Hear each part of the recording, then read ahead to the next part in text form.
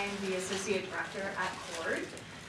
I'd like to thank you for all coming to this panel, Forced Migration, Splintering the Statistics. We're very excited to have our speakers today, and I'm very pleased to introduce our panel's moderator, Professor Elizabeth King.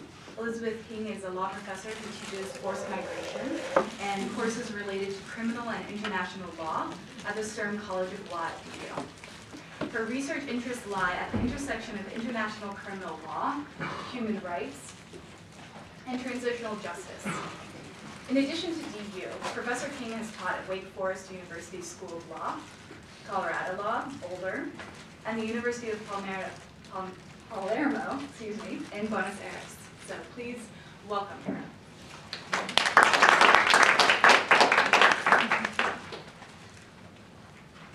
Thank you very much, and welcome to all of you. I'm so glad to see you here today. I am primarily here just as a facilitator, and so I'm here to introduce our first speaker, David Bach, who began working in the field of humanitarian assistance and disaster risk reduction in 2009 at a small Colorado-based NGO. He since then has had, or including that time, has had the opportunity to work in over 30 countries and has coordinated responses ranging from Haiti, Pakistan, Indonesia, the Philippines, Lebanon, Nepal, and Greece. He is currently working towards his MA in International Administration, specializing in international medical relief here at BU. Awesome. Thank you very much. Hi, guys. So by no means am I a subject matter expert. I'm a logistics guy. So why am I here?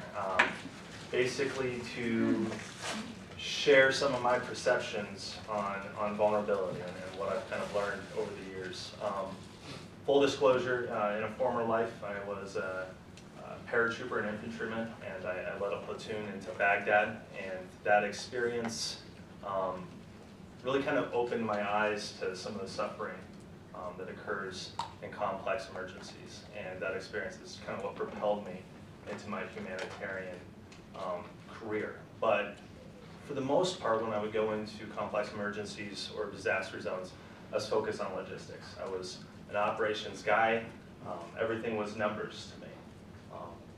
Greece really changed that for me. Vulnerability was a concept that I understood, that I had studied, that I had learned about in Geneva, that was thrown around a lot, but for me it was just about numbers and logistics. So when I would see suffering, it was more of a problem to be solved. When I'd see vulnerability, it was more of a problem to be solved. Greece really changed that for me. Here's the reason why. This is my son Adam. I call him Squee, which is short for squishy wee. He's tiny and malleable. And I love him more than I've ever loved anything else in my life. This is someone else's child, who someone else loved more than I've ever loved anything else in their life. This child fell out of the boat during a storm. The body was smashed against rocks for about 24 hours during the storm, and when we found it, it was missing limbs, and it was not discernible whether it was male or female. So these kind of experiences and how they kind of impacted me personally really opened my eyes to a lot of things. What I'm going to be doing is sharing some basic statistics with you guys. I'm not going to be reading them off to you, but I'm going to be sharing statistics and then showing you pictures. We had a fantastic photographer on this operation to Greece that took a lot of really good pictures, and the point is to just kind of bring it home for you guys. So the statistics are kind of focused on the Syria crisis. So what was happening in Greece is a variety of refugees were making their way up through Turkey. They would get to Istanbul. When they were in Istanbul, they'd go to a specific neighborhood where vendors would be selling life vests outside of their shops. They would go into these shops and make contact with smugglers, and then the smugglers would take them to the coastline, and they would try to cross into some of the Greek islands. The Greek island that received the most refugees was Lesbos, and that's kind of where we operated. Once they made it into Lesbos, they were processed, they crossed to Athens on a ferry, and then they made their way up into Europe. Obviously, this is all changed with a lot of the new things that are going on and a lot of the new negotiations with Turkey that are occurring. A lot of the organizations in Lesbos, including MSF, have now pulled out. A lot of the organizations we were working with have pulled out because of that. Okay, gender-based violence in Syria. Some basic statistics for you guys, and I can give you the sources of all these if you want. But I'll kind of highlight these in personal stories and how I witnessed them. We saw a lot of women that had indeed been abused. We had one woman who I don't have a picture of, who had gasoline thrown on her by her husband and had been lit on fire. She actually left her husband in Turkey. She had very bad wounds, and we encountered her in Maria and treated her there. Harmful cultural norms was, I don't want to say interesting, and I don't want to say unique, but one of the things that is occurring in this area that really caught my attention is that rape and sexual violence are used as a weapon by both sides, all parties of the conflict, to basically dismantle the social fabric of those societies. So they go into those opposition areas or areas that they feel are supporting the opposition. They conduct gender-based violence to basically create outcasts of the women, create shame, and dismantle the social fabric of those societies. And it's a very effective weapon in that regard.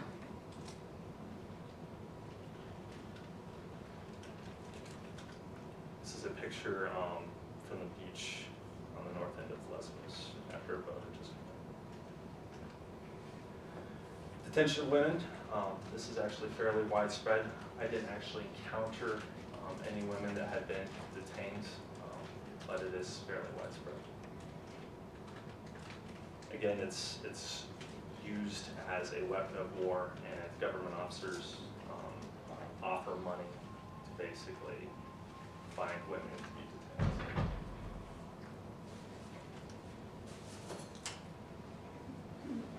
Violence against children. Obviously, the nature of the war in Syria means that there's indiscriminate targeting of civilians and children. Children, at least in the crossing, were exceptionally vulnerable. Children were not given a discount for the crossing by the smugglers, regardless of the age. And so either they had to be in your lap or they had to wear a life vest. Oftentimes, and a life vest costs money.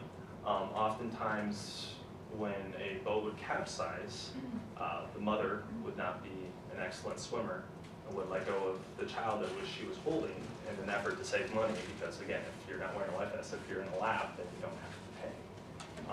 And in the process, you'd have a small child without a life vest in the middle of the night in freezing cold water with strong currents.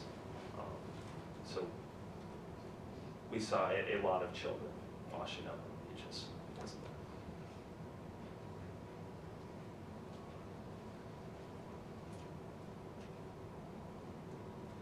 Child torture and violence.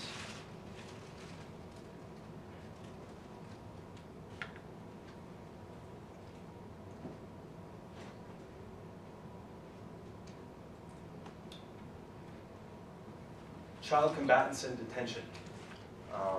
Both sides are recruiting children to some extent, not so much the regime side, but the other sides, the opposition sides, the other parties. Children are promised, if they join IIS, they're promised a life or a paycheck. And we did encounter a lot of families that had escaped specifically to try to protect their children from being recruited.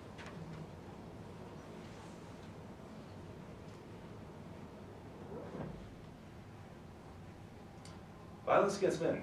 I don't know if you want to call it violence, but vulnerability of men. This is not something that we often consider, but forced conscription. both sides are forcing conscription of males. In the regime-held areas, you're eligible for conscription at 18. At this point, because of the violence, a lot of households only have one male head of household. And if they were conscripted, they would have to leave their families to their own demise, effectively. So they choose to escape with their family rather than face conscription. Additionally, a lot of the men that I talked to left because they didn't want to fire on civilians. They knew that the regime was firing on civilians. They didn't want to be involved with that, so they decided to escape conscription and escape with their families. We did see a lot of young men trying to escape. In March 2012, the regime banned all men from leaving, regardless of whether they're of conscription age or not. And that means that if they escaped, their escape was illegal. And interestingly enough, countries like Turkey would not accept men that had escaped illegally. So you have a lot of men fleeing kind of under the radar. And that makes them especially vulnerable because they're not recognized in that regard. And they're taking much more dangerous routes through desert areas or other areas that makes them more vulnerable. Okay, the crossing. So the distance is only about 6 to 10 miles, but it takes 3 to 5 hours.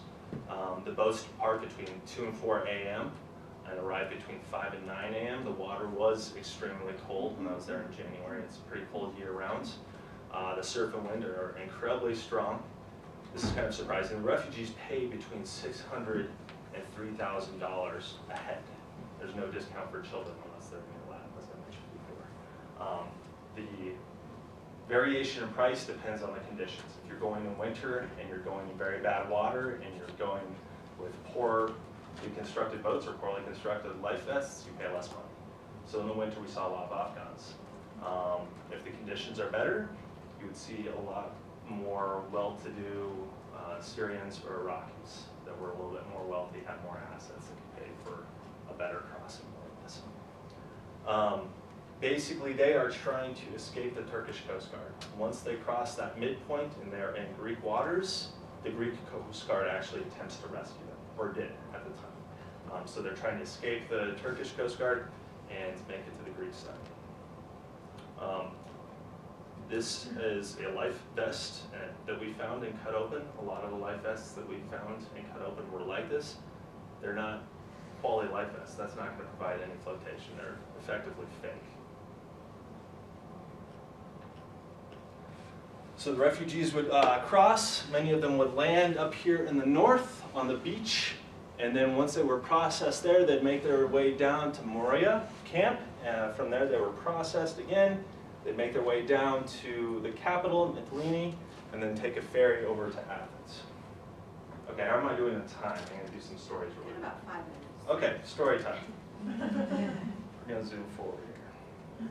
This is the famous life vest graveyard that you guys have probably seen numerous times. This was a boy that they had tried to recruit him to IS and he had escaped.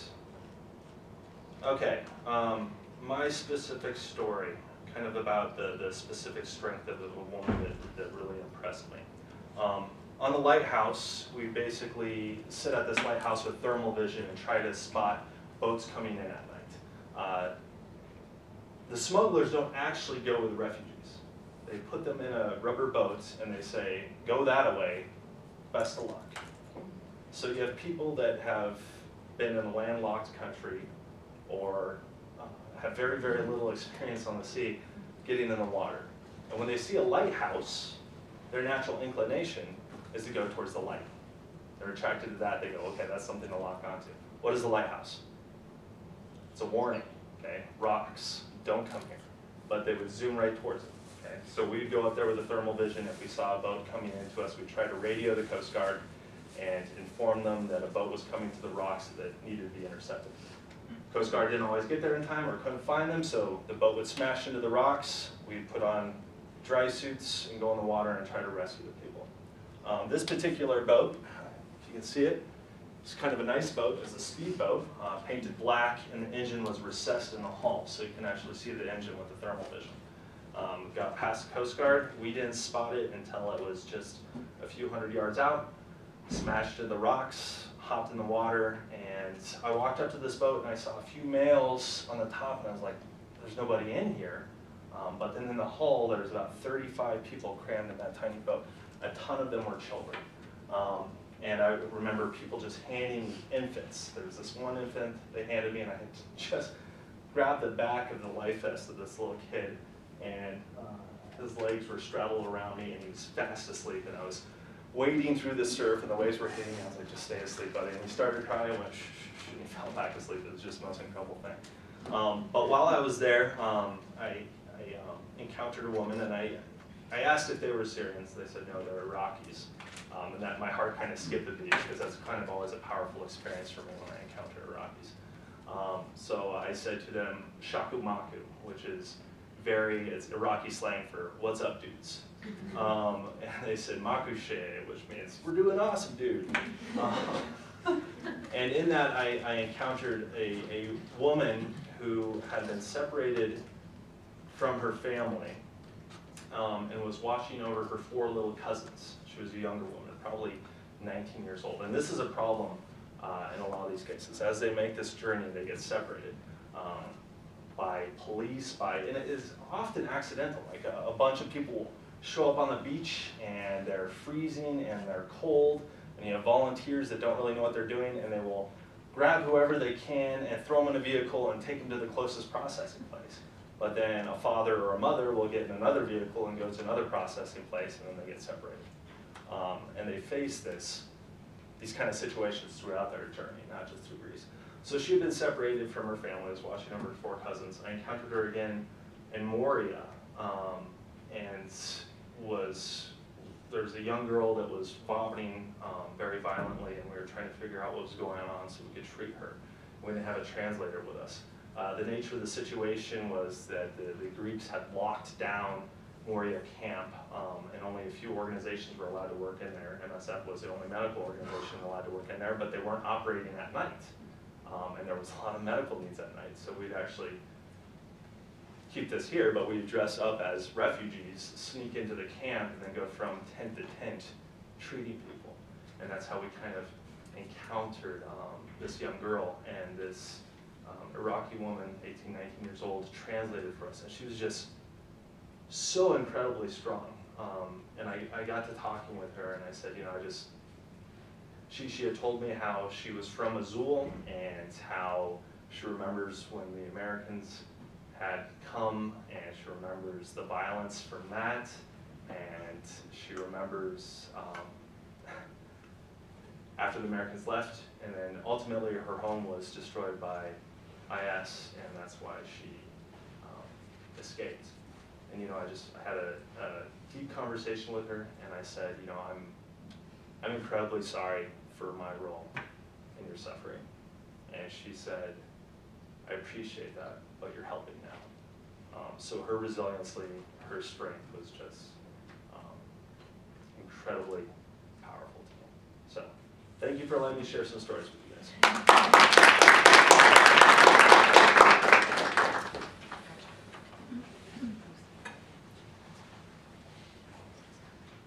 Thank you, David. That was great. I'm now going to introduce our other 2 speakers for the afternoon. Courtney Weldon-Mitchell, on my far left, is the director of the Humanitarian Assistance Applied Research Group through the Joseph Lovell School at DU. She's also a research associate with the Institute of Behavioral Sciences Environment and Society Program, Natural Hazards Center at CU Boulder. She received her PhD in psychology in 2012 and is a licensed clinician. She teaches graduate level courses on forced migration and refugee studies, gender-based violence and global mental health. She's worked in Nepal, Tanzania, Egypt, Turkey, Pakistan, Bangladesh, Haiti, and elsewhere with the UN and other humanitarian agencies. She also, in her research, is interested in gender-based violence intervention research and applications of social psychology to solve challenges in the delivery of humanitarian assistance.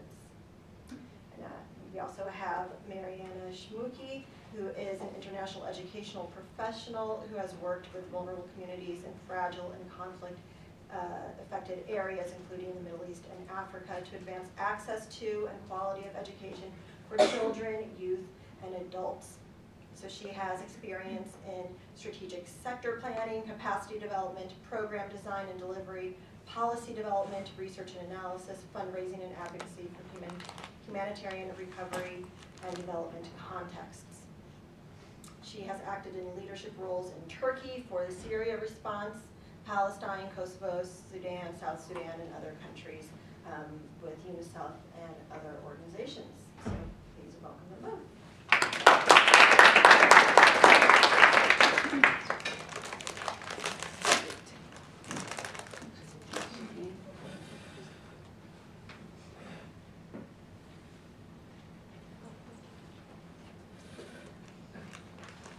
Okay, do I need this? Is it even on? Hello? It doesn't seem like I need it.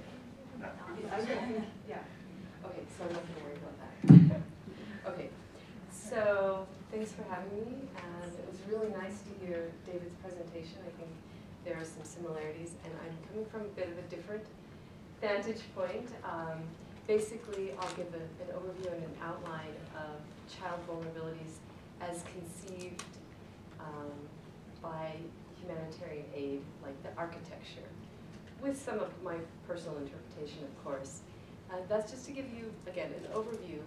So you see, it's a very specific way of putting it in pieces and analyzing it, and also responding to the situations across the globe.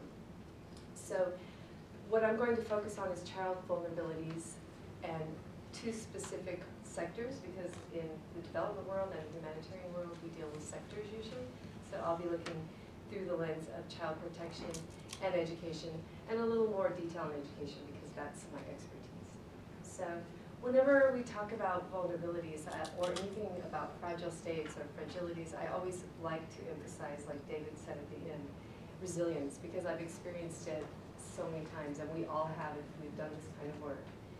The resilience of the people in these communities, and that's also what we try to foster, and it's important because we don't want to always see the negative and see these people as vulnerable, because while they are incredibly strong. So, and as an example of some of these strong students, this is in Palestine in the southern Hebron Hills, one of the places where I worked in the humanitarian aid system in education. So this is a school that is out in the middle of nowhere, south of Hebron, if anyone knows the West Bank. This girl might have experienced her entire life of conflict. She might have experienced both intifadas, and she's sitting in a place that is called a firing zone. And it's a firing zone for military purposes. You know, there's tension, conflict can arise anytime. And because it's a firing zone, they want to forcibly move communities out of these zones so that the Israeli military can use it for training and other purposes. Small community with a small school. So the school is actually under demolition order. So when we talk about vulnerabilities, especially in protracted crises, it's layers and layers and history, and yet, you know, there's so many examples of good learning, good living, well-being going on that, yes, we do support, but essentially it comes from the communities and the people themselves. We do support in our work, so.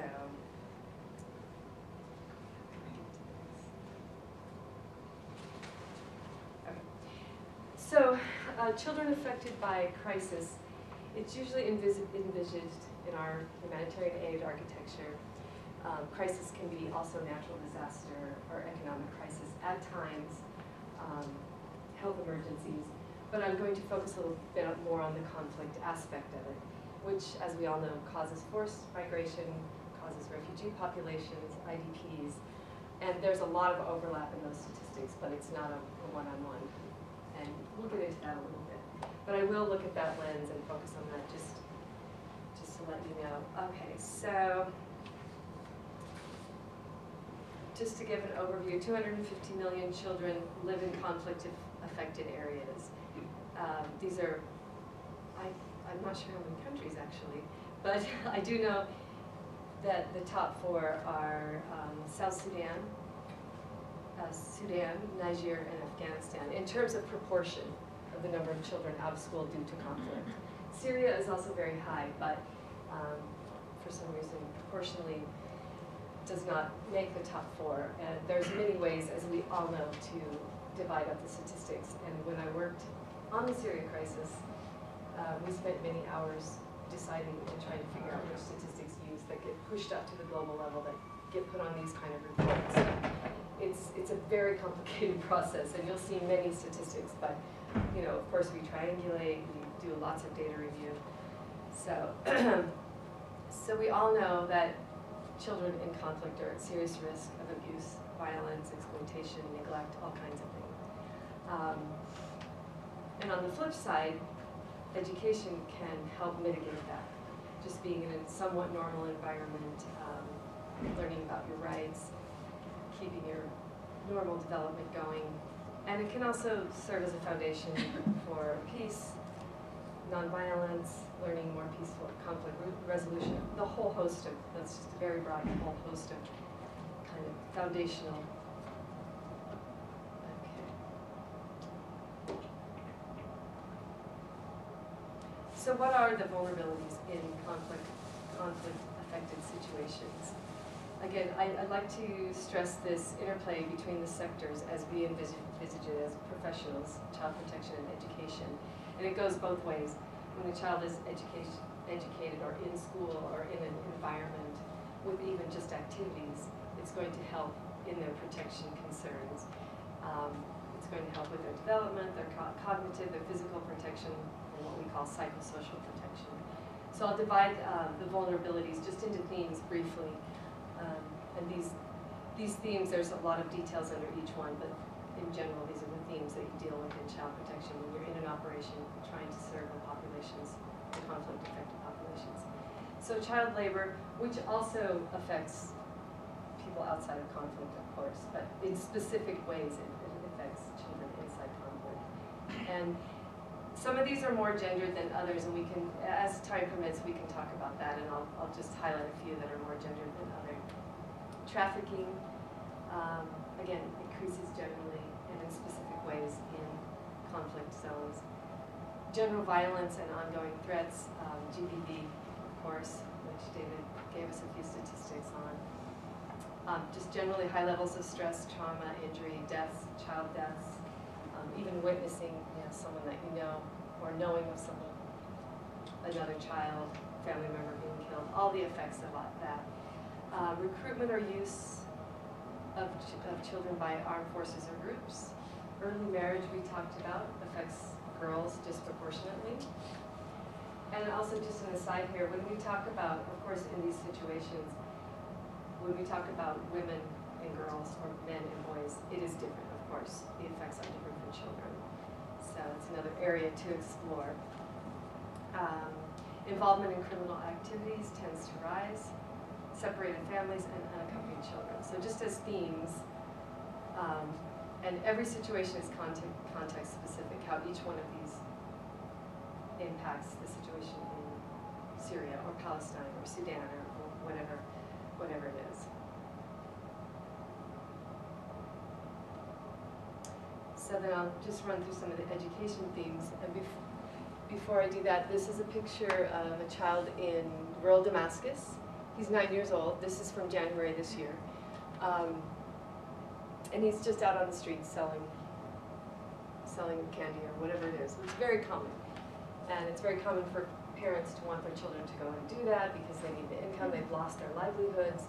But of course, it's going to make that child more vulnerable than being in school or being at home.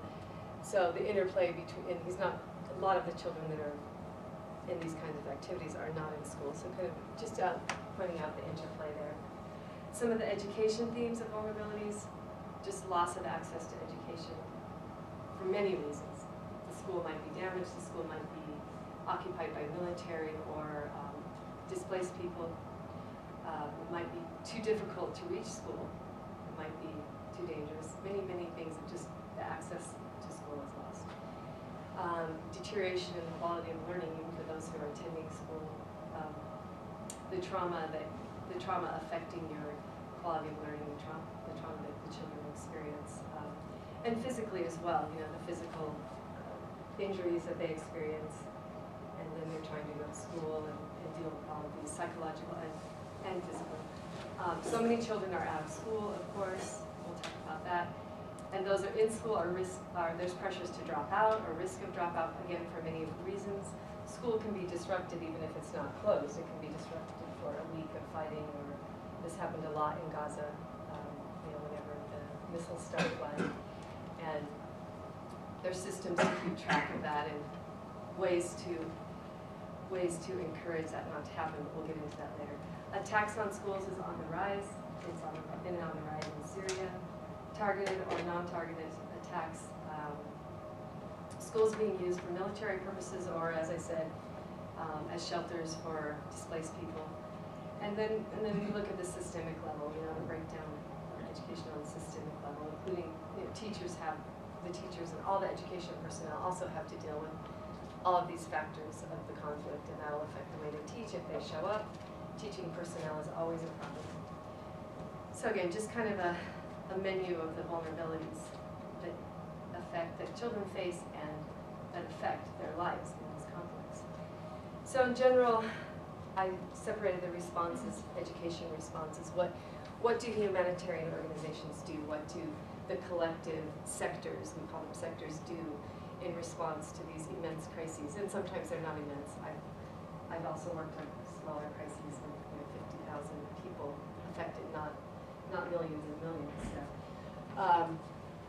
I don't have to read all of these, but if you want to look through them, one thing that has become more and more clear, and we have worked on in the humanitarian sector, is really this interplay, like I said, between protection, psychosocial protection, and education.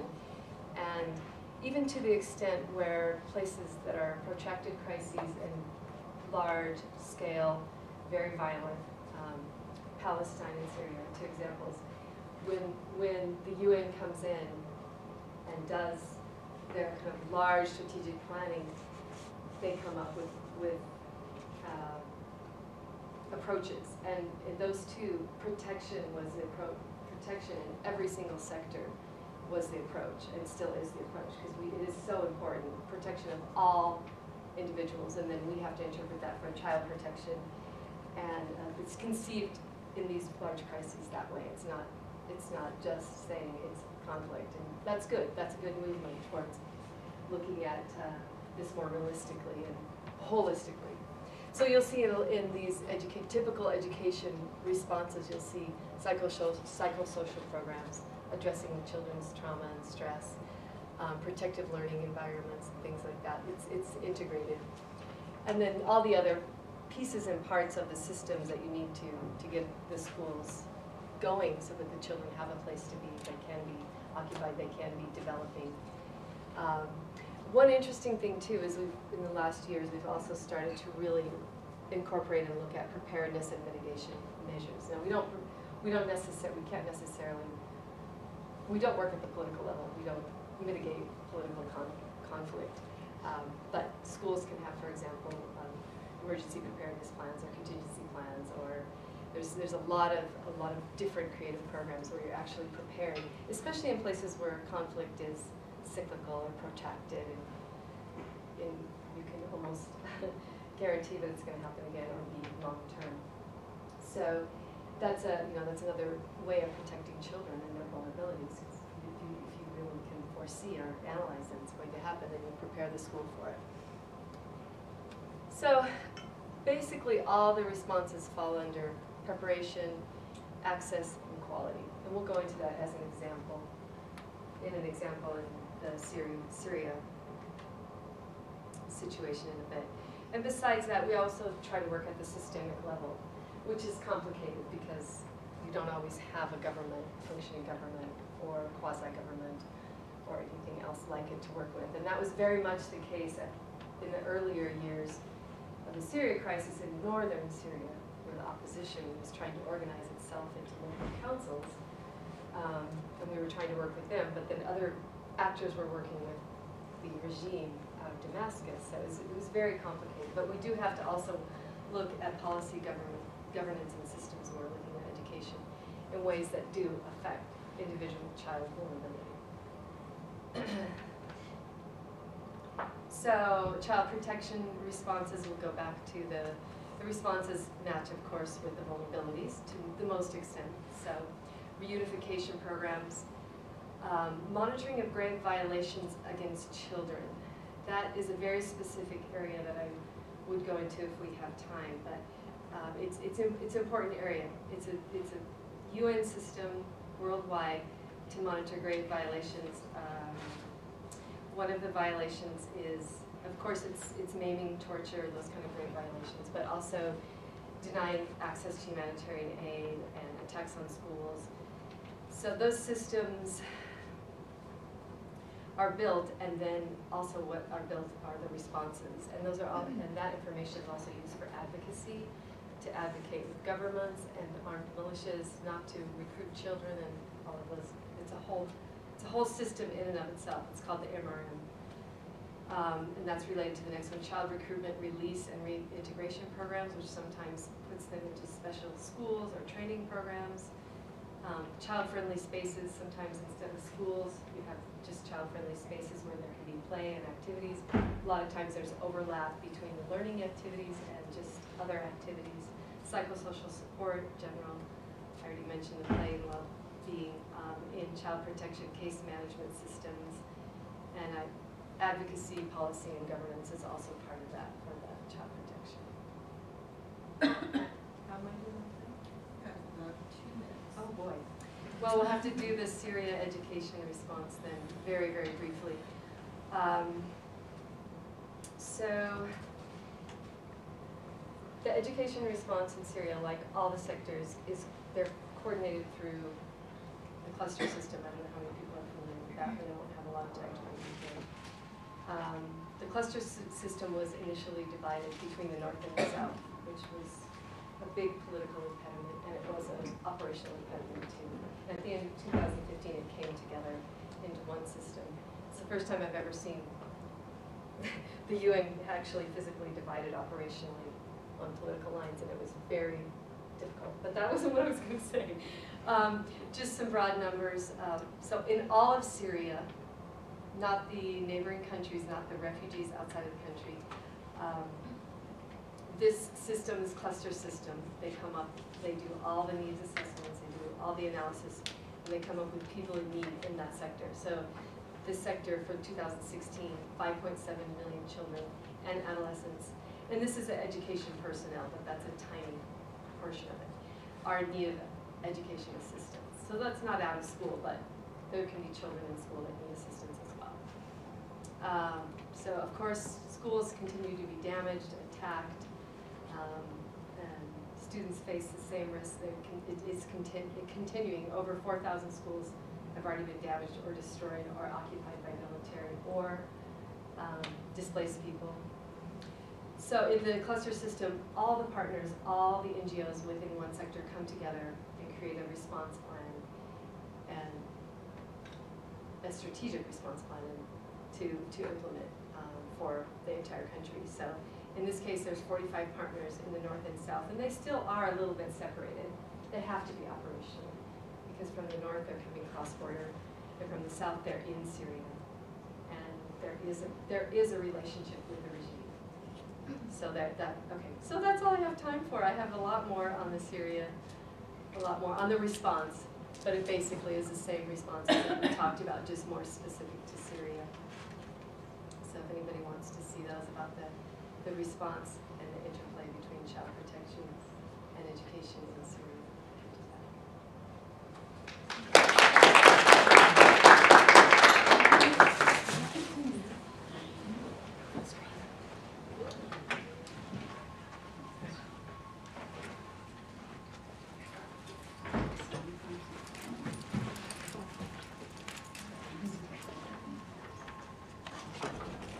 Bear with us while we do a computer switch. So thank you for the invitation to be a part of this. It's been awesome for me to hear from both of you and to have such an interesting panel. I have brought a couple of resources. So you'll see at the front of the table here, this is actually 2013 edition of Forced Migration Review. It's published by the Refugee Studies Center in Oxford, and this was, they have topical issues. This was a special issue on sexual orientation and gender identity and the protection of forced migrants, and I have an article that I co-authored in here as well that I'll touch on. But I think that, you know, when I was originally asked to speak on this panel, it was like, you know, gender issues generally, maybe LGBT, and then in the last 2 weeks, I've had a number of students in different contexts. I teach a refugee studies course here, but I've had a number of students in different contexts specifically really want me to address LGBT issues. So I will be focusing more on that, and I apologize for, in a way, sort of giving short shrift to some other broader issues within the sort of GBV framework. So let me pull this up. Hopefully it's going to boot up right away. There we go. So basically what I'd also like to do is kind of look at things a little bit across the migration arc. And by that I mean sort of look at some LGBT perspectives and gender vulnerabilities around the process of accessing asylum and asylum procedures, as well as sort of skipping over the middle of things, but looking in part at then access to humanitarian assistance once status is achieved. Because I think there are some unique barriers that people have encountered in that context. So first, just to, excuse me, just to make sure that we're all on the same page, the 51 Convention definition and the 67 Protocol and associated complementary instruments used for refugee protection that really define refugee law would be a good starting place to try to understand when we're looking at access to asylum and gender and sexual minority communities. What's the legal framework that we use? I'm not a lawyer. I'm a mental health clinician and social psychologist, researcher, and sometimes practitioner who does psychological evaluations and country of origin reports. But I've had to actually learn a lot about refugee law in the course of working with immigration attorneys in the course of doing advocacy work and putting together psych evals.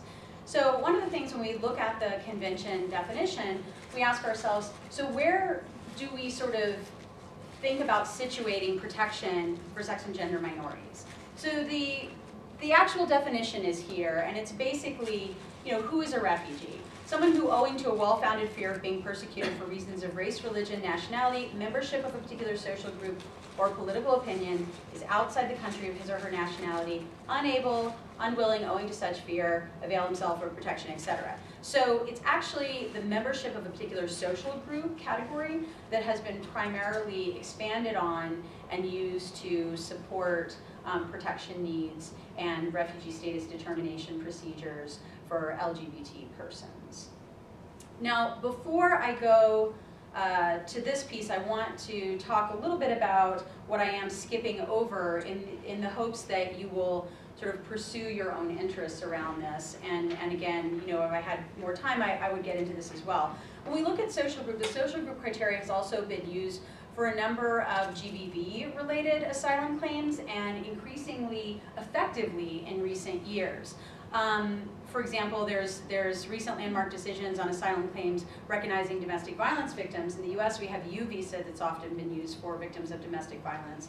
But we have had successful asylum claims on the basis of sexual violence, societal and legal discrimination, forced prostitution, trafficking of humans, refusal of access to contraception, bride burnings, forced marriage, forced sterilization, forced abortion, female genital circumcision, flogging for refusal to wear a veil, virginity testing, and whatnot. So any of these you could have sort of a lengthy session on.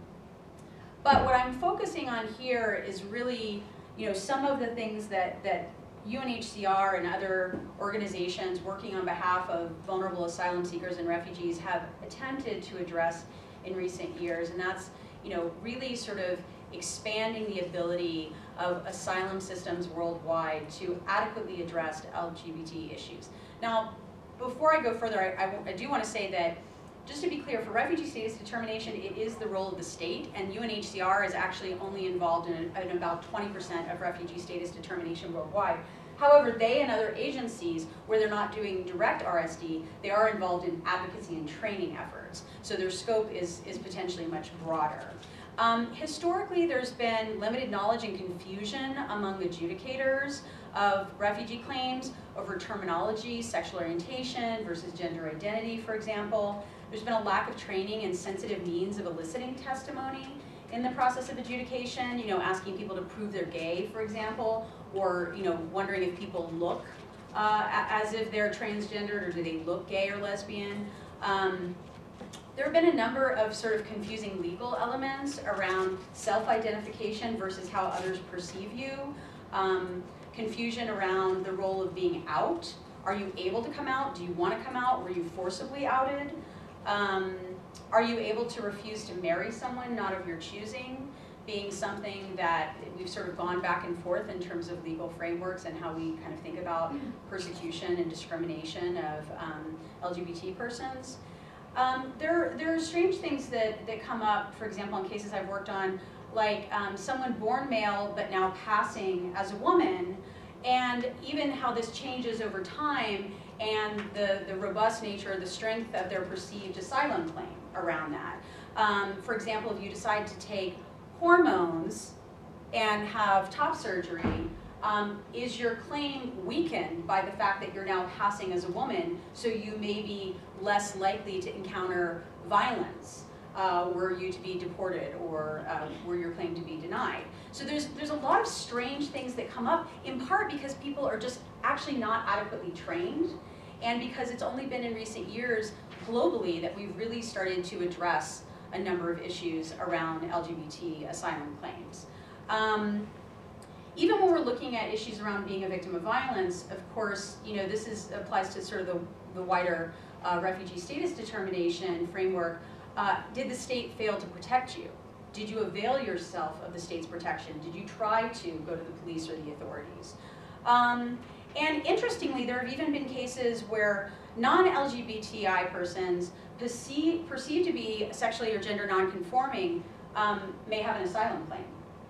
Because, again, the perception of the community and how you're treated based on that perception matters, as well as your own self-identification.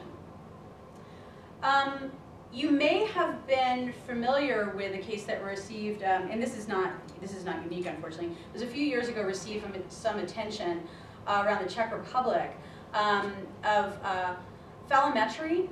So basically trying to, utilizing psychophysiology equipment to measure arousal when exposed to certain types of imagery, and thereby proving whether or not you're gay, bi, straight, whatnot. Obviously, this is a human rights violation, and UNHCR has spoken out about this. This is a statement that they came out with a few years ago. Oram and others have spoken out about this as well. It's not clear if it has stopped entirely, but this is the kind of thing that can happen in terms of a new violation in the process of accessing asylum. There are a few cases that I've worked on that I wanted to highlight just in terms of some of the challenges that come up. For example, obviously I'm not an immigration attorney, but I work with immigration attorneys. So when I work with immigration attorneys, they ask me to provide a psychological evaluation that oftentimes goes well beyond assessing the mental health and well-being of an individual and their past history of potential persecution, trauma exposure, but goes into talking about whether or not they're socially ostracized, whether or not they feel they can be out, the broader social context. And in addition, I have been asked for places where I've worked, like Nepal and Egypt, to function as a country of origin expert and provide supplemental information about the current state of the situation. For example, in Nepal, things from a legislative perspective seem quite favorable for LGBT persons, but in fact, in practice, there are still a lot of problems. But because that information isn't readily accessible, the immigration attorney who contacted me about this report was concerned that the person's claim would be denied, because on the surface, it looks like they should be able to return. So there was a case of, obviously this information is intended to be somewhat vague to protect the identity of people, but it gives you the gist, hopefully. Gay man from Egypt. I was asked by the immigration attorney to emphasize, past reported history of persecution and violence mental health issues, particularly in that context, not wanting to pathologize the individual. I emphasize the social context. Being socially ostracized obviously has an impact on mental health. The potential for future persecution and psychological damage if forced to return. That includes lack of access to certain social networks, as well as mental health services and other things to support one's sort of self-defined personal framework around, say, wanting to connect with other gay men or whatnot. Also, a gay man who does not want to return to Nepal. Again, this is a COI, country of origin information request around focusing on how likely he is to be socially ostracized. Now, again, does that rise to the level of persecution? Is there a well-founded fear of persecution? Can you avail yourself of state protection? What are the laws like? There's a lot of these sort of gray areas that immigration attorneys are trying to navigate around some of these claims, and that's why, asking for someone like myself or others to provide a psychological support or some supporting information can be helpful in bolstering the claim. When I was working in Egypt, I worked with a Sudanese lesbian who had refugee status but feared for her safety in Cairo, and on those grounds was eligible for third country resettlement. So she was resettled to another location with more supportive environment for her. And a lesbian from Guatemala who suffered severe abuse, including corrective rape. So corrective rape, I think people might be familiar with this terminology, the notion that you're going to be raped into being straight. And then a transgender woman born male from Honduras. I was asked to emphasize how, although now she can pass as a female after hormone therapy and top surgery, she would still be in potential danger of forced to return. So again, there's a lot of complexities in these cases, and this is why I highlight some of this, because I think people are still trying to work this out and what it means in terms of some kind of standardized framework, a sensitive framework, a framework wherein sexual orientation, gender identity can be seen as understandably distinct, where people that are applying for asylum aren't twice victimized in the process of having to prove they're gay or lesbian or whatnot. And I think it's a bit of a mess, but the good news is that there's actually a lot of active dialogue, guidelines, and frameworks in the last few years around this that didn't exist 10, 15 years ago. So then getting a little bit away from the actual access to asylums piece of things, talking about this forced migration review particular issue of things. I've done work over years in Nepal, and I've done some work in Nepal with internally displaced populations as a result of flood. Transgender individuals who felt, for the most part, comfortable in their communities, but who had to relocate in the aftermath of flooding, and felt both newly vulnerable and had safety concerns in the community that they relocated to because they weren't known and accepted, but also who experienced discrimination at the hands of the local authorities who were involved in giving out food aid and other assistance. So there are a number of things that can come up. I'll skip over a few of these and just highlight, for example, fear of registering or applying for ration cards if sex or gender on previous documents and associated government-generated records doesn't match current gender or appearance. Discrimination in distribution of aid by government officials or fear of that. In this particular forced migration review brief article, there's a quote from, this is a person who you can pretty much see her face, and that's because she is very comfortable with having her face shown, and in fact is now a very well-known transgender politician in Nepal, Bhumika Shrestha. But this is her identity card, where she looks very expectedly male in terms of her hat, her attire, and everything. And this was the identity card she had to use for years, while people perceive her as passing as female. So for her to actually have to present her identity card for any reason was a very threatening situation. And she's done a lot of advocacy work around that in her role as a politician. So in this article, one of the quotes around the internally displaced flood survivors and the discrimination they encountered is when the district leaders came to hand out food supplies, my family got half of what other families got. They told my parents that the family didn't deserve the full portion because they had a child like me. Now, you can have UN agencies and INGOs and everyone trying to provide oversight and monitoring, but really at the end of the day, most of the people that are handing out the aid are the local government officials and members of local community groups. And so it's very hard to really have your finger on the pulse of what might be happening with this type of discrimination if there aren't appropriate reporting procedures in place. This is just a quick slide around, you can look at discrimination across a variety of different contexts. One survey a few years ago of gender and sexual minorities in Nepal surveyed a large sample, I think it was like 1,800 or so. 56% had experienced discrimination and violence, including denial of services or aid, including medical care. 54% had been harassed by the police. Some transgender sex workers in particular had been physically assaulted and sexually assaulted. They would be picked up on the streets and incarcerated for like 24 hours and assaulted during that process. This is improving in the aftermath of the earthquake last year in Nepal. Local Red Cross affiliates specifically had targeted outreach to LGBT communities and did a number of follow-up surveys to ensure that they were getting adequate services. So I'd like to think that that's changing. A couple things just to point out. I think I have like 1 minute. Yeah, 1 minute, okay. ORAM, for those of you that are interested, is a great organization for refuge, asylum, and migration that's done a lot with LGBT asylum claims. They are sort of looking at the whole arc of the access to asylum through the process of humanitarian assistance and sometimes third country resettlement. I think that the issue is complicated, as this news article highlights. This is Papua New Guinea. Gay asylum seekers were told they could be reported to the police. This is in detention while they're awaiting adjudication of their claims. So ORAM has been involved in advocacy for these types of cases as well as others. And finally, I would just end on this slide of, this is a map. This is constantly being updated, so this might be slightly out of date, but it's close. Highlighting nearly 80 countries where homosexuality is illegal, and in some cases punishable by death or imprisonment. On that first slide, one of the images I had are from Uganda. Sexual minorities from Uganda protesting with covered faces in fear that they would be recognized.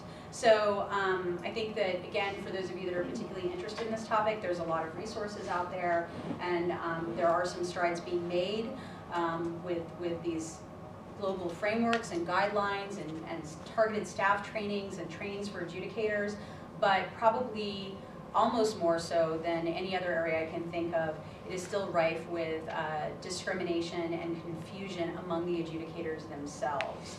And therefore, it is actually a very dangerous proposition for people to actively choose to engage in application for asylum still.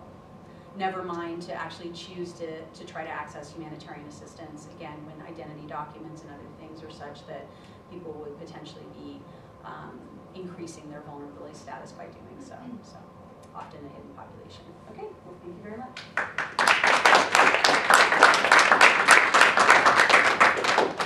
Great, thank you to all three of